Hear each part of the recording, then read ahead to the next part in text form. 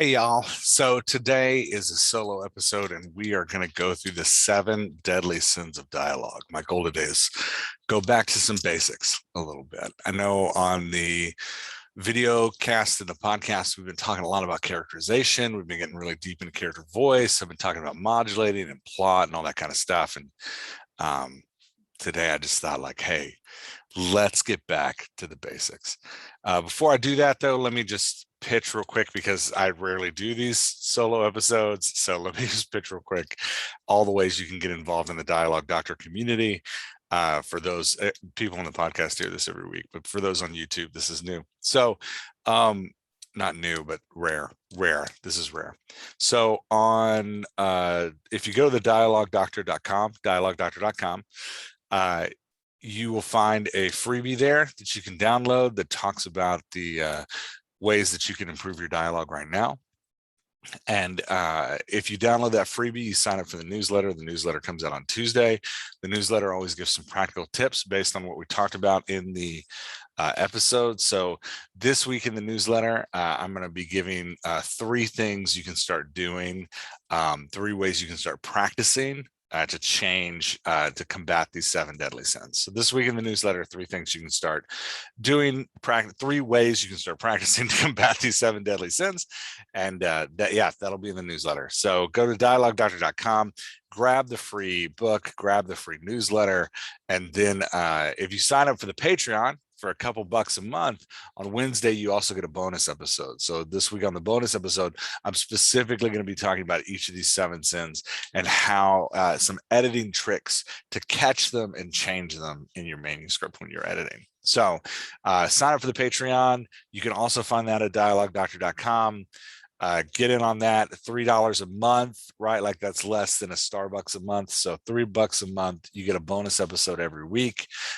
You also get other advantages. You get to be part of the Slack channel, all that stuff. Second announcement, August 28th is coming really quick. That's when we're doing our mini conference. So Laura's my partner in crime for the Dialogue Doctor. Laura and I are doing a mini conference August 28th. This is 2021, by the way, all online, right? Totally virtual. And what we're going to do is we're going to take a small group of people and we are going to teach them how to build a cast and then how to utilize those unique character voices in order to write/edit a novel. So your cast is critically important to your work. It is how the reader engages in your work through your character voices. So your cast is going to make or break your book. I don't know how else to put it besides your cast is going to make or break your book. So August 28th, we're doing that. You can sign up for that in the workshops section of dialoguedoctor.com. Dialoguedoctor.com. You go there, you get your free newsletter on Tuesday. You sign up for the Patreon, so you become part of the Slack group that meets every week. We're doing prompts together. We're working on stuff together. We're helping each other become better writers. And you get your bonus episode by signing up for the Patreon, and then register for the conference on August 28th, mini conference on August 28th, all virtual. We're going to take you, it's 4.5 hours. We're going to take you through like, hey, here's how you develop a cast of character voices that's going to engage your reader, keep them reading all the way to the end of your book, and get excited about following you as an author because they're excited about your craft.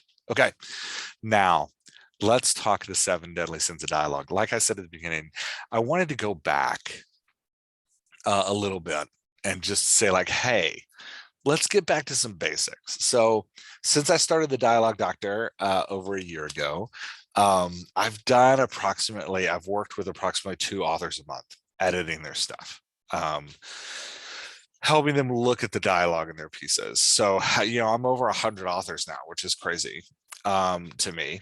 And I was looking at the spreadsheet where I track everybody I've worked with. I'm like, dang, that's a lot of people.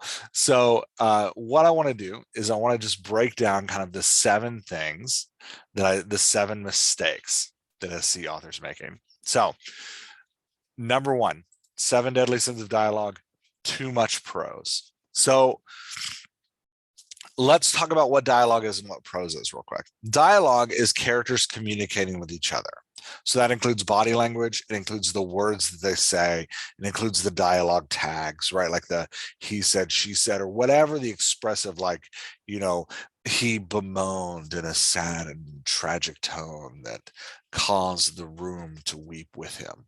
All of that is dialogue, right? Because that the body language your characters use, the words they say, and then the descriptions around those words, that is all part of two characters communicating with each other, all dialogue. Everything else is prose, right? Description of the scene, description of the action, description of what people are saying. Now, I'm going to take one little caveat and say inner thoughts. I see a lot of writers writing inner thoughts, a lot of times through italics, or they're writing in first person POV. Inner thoughts kind of fall between dialogue and prose. They're in this weird ghost area that's like technically it's two characters communicating because you're trying to make a character out of the audience and you're using your first person POV to be in a conversation with the audience. So you're technically doing that, but it also feels like description because the audience, the reader, knows that they are not actually part of what's going on. So it's kind of in between. So I'm going to take first person POV and let's just set it aside. Those like inner thoughts you're using, put that to the side. So we're talking about dialogue versus prose. If you like a good rule of thumb is no more than 3 to 5 paragraphs of prose before you get back into the dialogue. No more. I go for no more than 3 paragraphs of prose before I get back into the dialogue. So I've looked at a lot of classic works, a lot of famous works. Right now, I'm reading this one for our Dialogue Doctor Book Club, Freaky Deaky by Elmore Leonard. And I'm telling you, this isn't a rule of thumb I came up with just off the fly. This is something that happens in great literature. Whether it's genre literature or whether it's, classical literature, like, and when I say classical, I'm talking about like, Hemingway or like, Pride and Prejudice, not classical like Homer, right? Like I'm talking like, when I say like classical is the wrong word for that, but whether it's like modern, things that we're reading right now, or whether it's like great literature that we said like this has stood the test of time, readers connect to your work through your characters' interactions with each other. We are communal animals who show up to story to see the emotional journey it takes characters on. We express emotion verbally and to one another, right? Emotion is a team sport. It's interactive. We share it with each other. The reader is showing up to experience your characters interacting with one another. If you take them out of that action for more than 3 to 5 paragraphs, you are going to lose them. If you take them out of the action for more than 3 to 5 paragraphs, you're going to lose them. Doesn't matter how great your prose is. You get 3 to 5 paragraphs of it at a time. So keep your prose tight. Too much prose, number one sin. 3 to 5 paragraphs maximum before you get back into dialogue. And it's funny, like I was reading Elmore Leonard, and I'm sure we'll talk about this in the book club that is now going to be recorded sometime in September, probably because I got personal stuff going on that just makes it hard to do right now. But I was reading Elmore Leonard and I was looking at what he does. And there'll be times where I can feel him as an author struggling with this prose and trying to force dialogue into it. Specifically, there's one moment where he's kind of like taking the reader on this journey with one of his characters, where the character's kind of like processing potential next steps.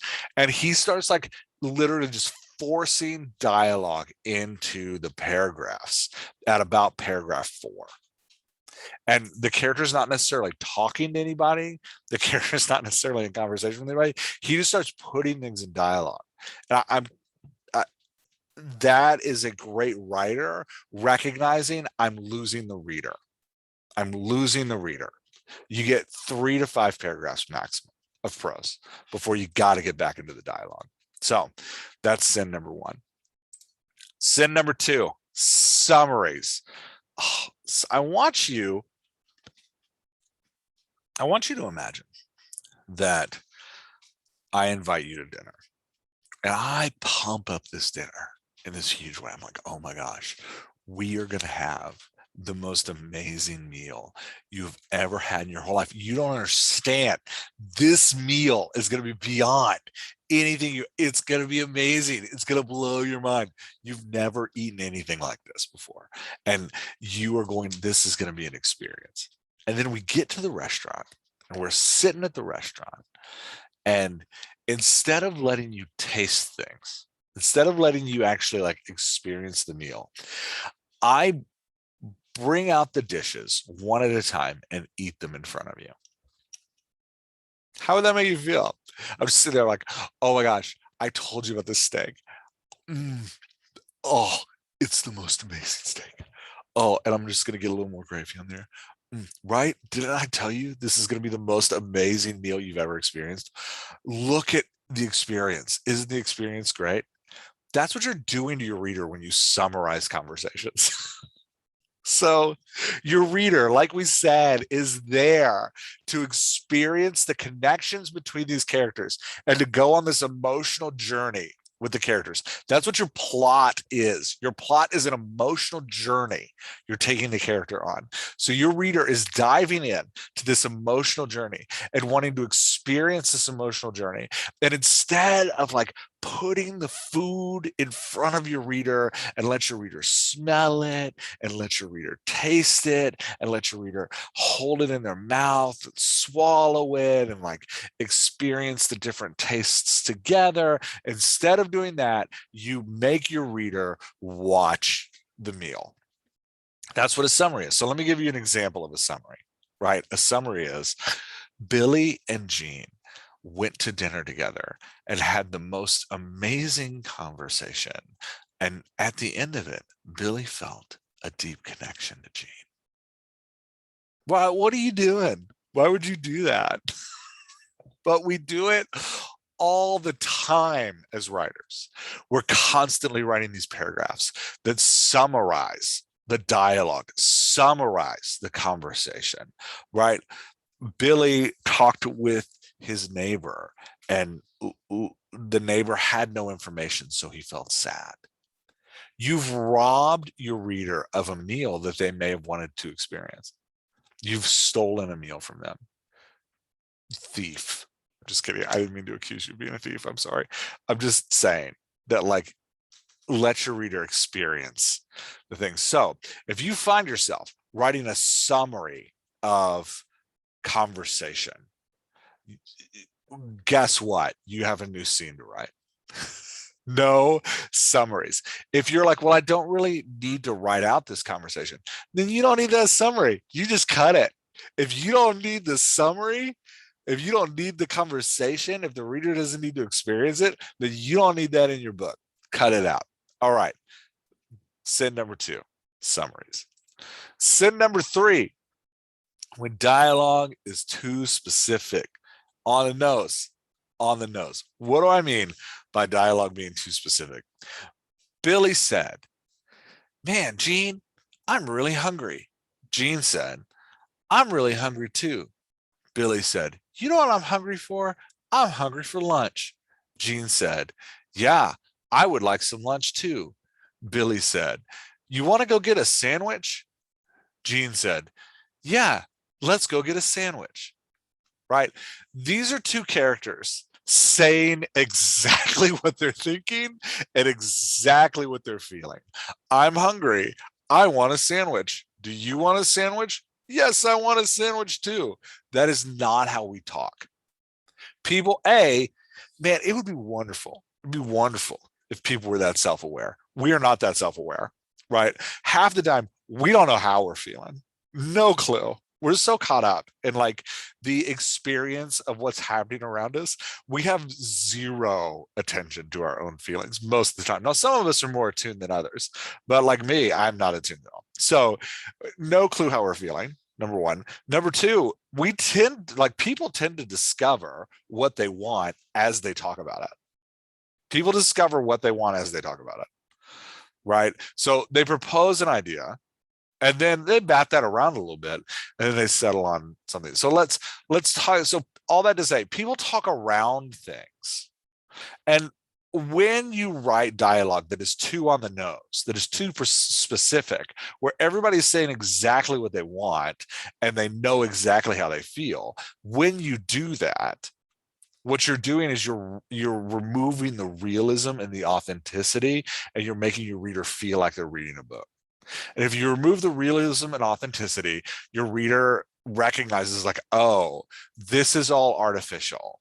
And I'm not actually on this emotional journey with these characters. I'm reading an emotional journey. And we want the reader to get lost in the journey, right? Like, so we're going to take out that we're going to take out that too specific language and make it feel more authentic. So let's go back to Billy and Jean, right? Start this conversation differently. Man, what are we doing today? I don't know, Jean said. You ever been to that place over on 5th? What place is that? The place with the really great grilled cheese. Yeah, I think I've been there. I think you took me there one time. Yeah, I could really go for some grilled cheese right now. Really? What time is it? It's noon. Oh, okay. I mean, I can eat too. Great. Place on 5th, 10 minutes. Now, even as a stupid and simple conversation like that I just like created off the top of my head, I'm sitting here wishing like, man, I wish I'd written something down. Anyway, even as simple and stupid as that, you can feel how it's more engaging as the two characters are talking around what they want to do. He doesn't say, I'm hungry. Do you want a sandwich? He says, have you ever been to that place on 5th? Right? Going around, what he wants to ask is, hey, do you want to go get a sandwich? But he asks around it, because that's how we talk. We talk around things. We don't talk right at them. So when you talk right at them, your reader realizes like, oh, this is too on the nose. It's too specific. It feels inauthentic. When it starts to feel inauthentic, your reader pulls out of it. Right? It's not something they're experiencing. It's an experience they're reading about. And we don't want them to feel that way. We want them in the experience. So sin number 3, too specific. Sin number 4, no emotional range. I have a secret to tell you. And you have to promise that this stays between you and me. This is a secret. It stays between you and me. The purpose of dialogue, not just in writing, but in movies, in audiobooks, in your relationships, in the people that you talk to every day. One of the primary reasons that we speak is to convey emotion.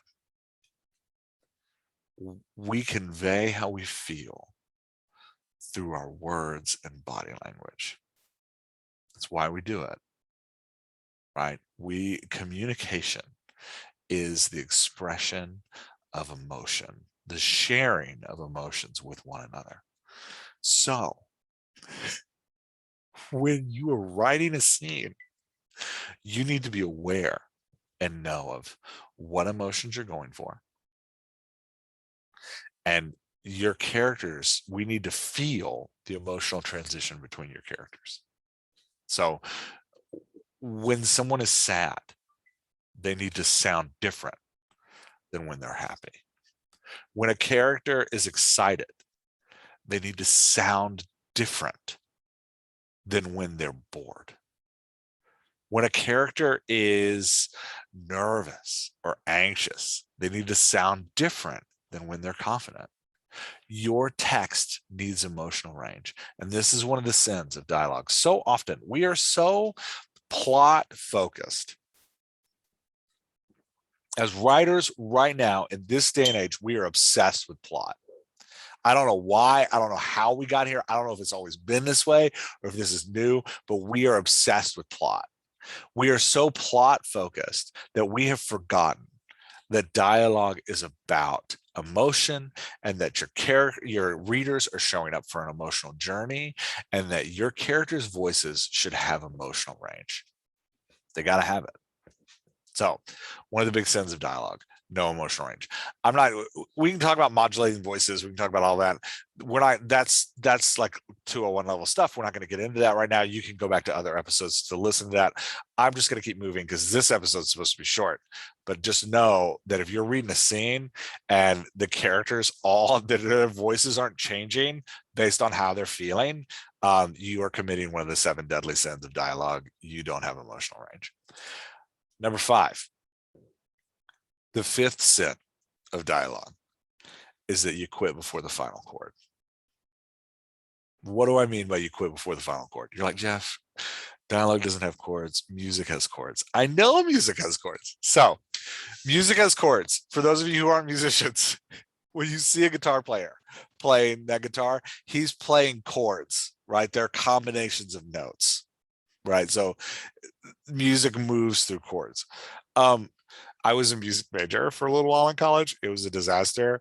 I actually was such a bad music major. I never practiced. I was a church music major, which is a really weird music major, but I never practiced. And my sophomore year, the second semester of my freshman year, I changed my major from music to religion and pre-med. Right, because I decided like I'm going to go to medical school. I'm not going to do this music thing because this ain't working out. Because I hate to practice. I'd rather be playing like basketball or racquetball. I don't want to practice. So my voice teacher actually pulled me aside. So this has nothing to do with dialogue. This is a fun story. My voice teacher pulled me aside at the middle of a lesson in which I had not practiced. I was trying to like glance off of my accompanist. I had accompanist there playing the piano. She had practiced. She knew all the music. I'm trying to like glance off of her music to read the words because I was supposed to have it memorized. And my voice teacher's like, stop. And he goes, I'm going to make a deal with you. He's like, you just changed your major to pre-med, right? I was like, yeah. He goes, okay, here's the deal. Notice he's talking around the deal. He's not just telling me the deal. He's like, all right, here's the deal. If you promise to never take a music class again, I will give you a C. I was like, deal. Anyway, all that to say, chord structure. So 5th sin of dialogue is quit before the final chord. As you are quitting before the final chord. So here's how this happens. You're writing and you're like, oh my gosh, I have to have emotional tone. And so you start really focusing as you're writing on like the emotional tone of this piece. And let's say you're writing a sad moment and the character you're writing says something really moving. And you get this moment as a writer where you're like, oh, that hurt. Because you've successfully created an emotional experience. And then you say something, oh, okay. And then you get back into writing and you write, and they went home. The end. Whew, man, that scene feels good. It feels good. And then you're like, I'm going to move on to the next scene. Now, the problem is you let that emotional experience for the moment, like stop you from actually ending the scene. 9 times out of 10, this is where I see it. Right? Like, or you're writing an action scene and you get to the climax and your character like gets away. You're like, oh yeah, did it. Success, victory is mine. And then you move on to the next scene. And the problem is that like the reader needs the full emotional experience, right? Just like a song. Songs have intentional endings. Right. In like counterpoint terms, they end on a 1 or a 5 chord. But let's not go that deep weird into Jeff's strange music knowledge. So all I have to say, songs have an intentional ending. And when a song ends in the middle, you can tell. When a song ends in the middle of the chorus or the middle of a hook, you're like, oh, that didn't really finish. Right? We need to make sure we're ending our scenes, that dialogue is coming to a conclusion. Now, that doesn't have to mean that the conversation has to finish. A great technique is to like end in the middle of a conversation because it creates a lot of like anxiety and like the reader wants to move on to the next thing because it feels unfinished. They're like, oh my gosh, I got to get to the next page because this feels unfinished. Great technique to keep your reader moving on, especially if you're writing like serials. That's really fantastic. But we have to be strategic about where that ending point is. We have to land on a chord intentionally. We can't just like let it trail off because we got through the hard part of the writing and then we were like, whew, okay, and then just let it trail down.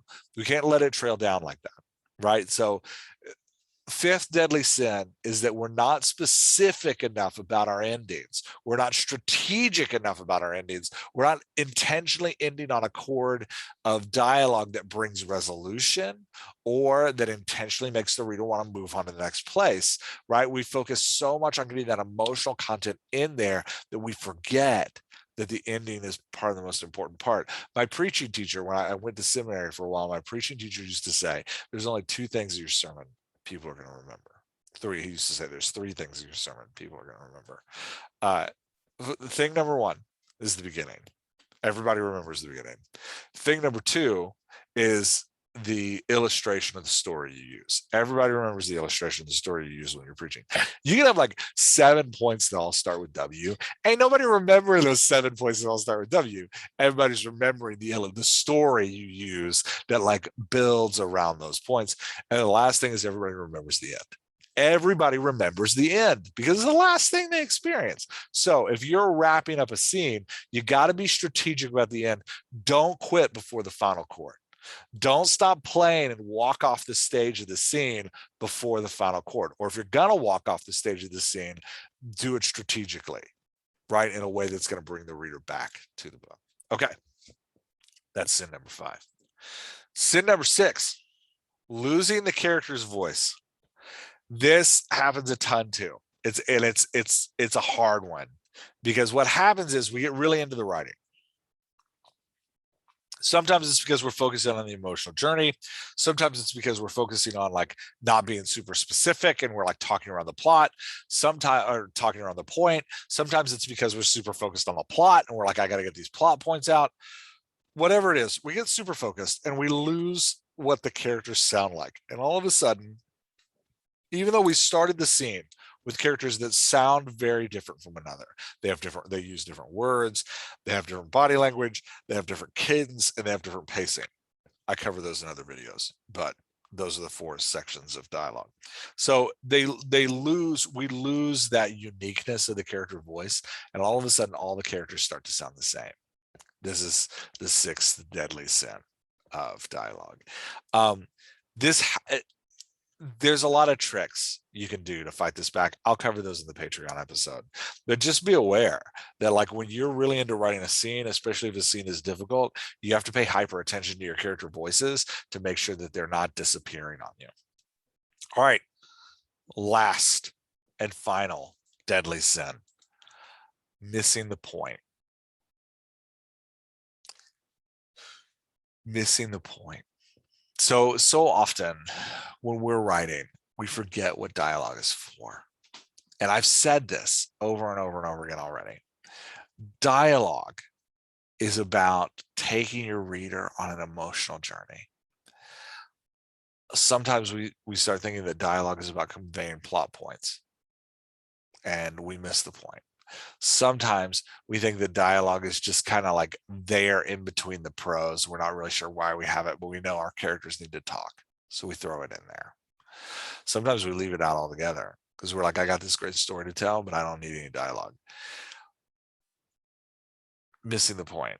7th deadly sin of dialogue. The purpose of dialogue, and I put this one at the end on as a big summary on purpose. The purpose of dialogue is to take your reader on an emotional journey, right?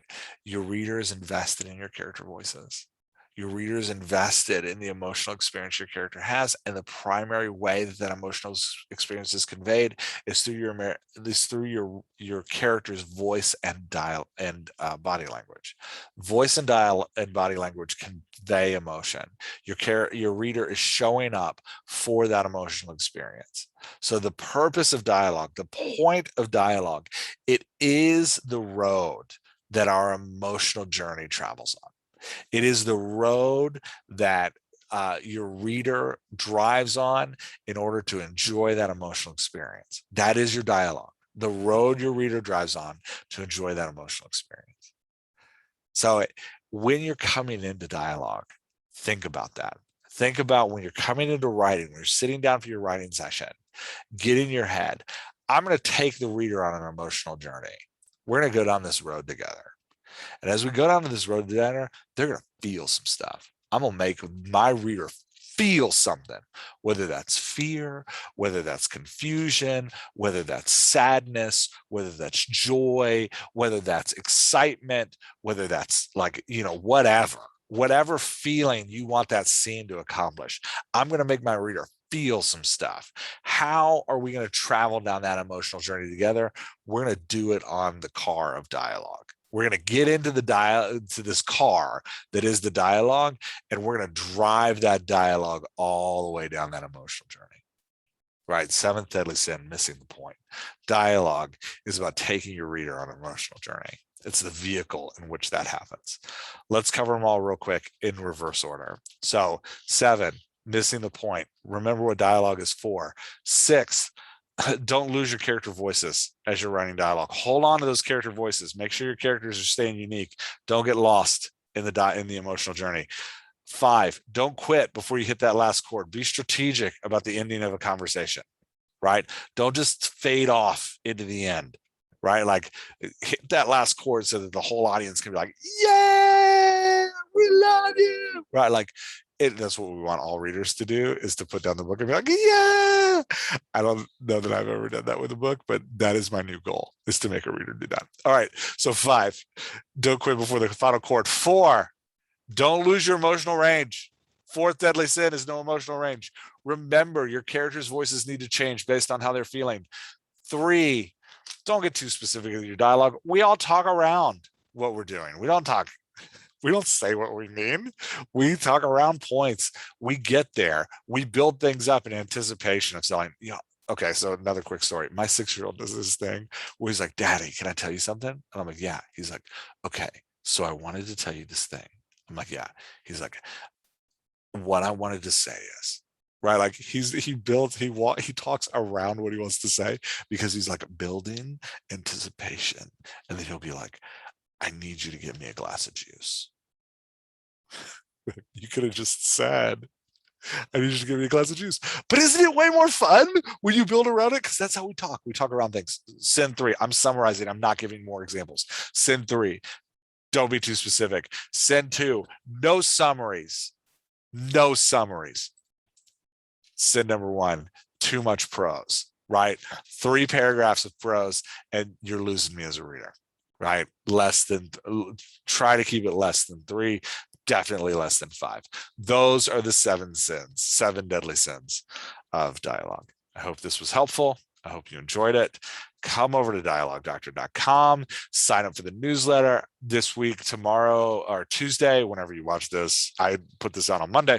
Whenever you watch this, Tuesday, you'll get that in your inbox, and it'll give you like 3 tricks you can use to start writing better dialogue. And then go sign up for the Patreon so that I'll talk about how to combat each of these sins specifically in more detail. All right. Thanks for hanging with me. Yeah, let's end this thing. See, look at me. I'm fading off. It's terrible. It's so bad. Sorry. Next week.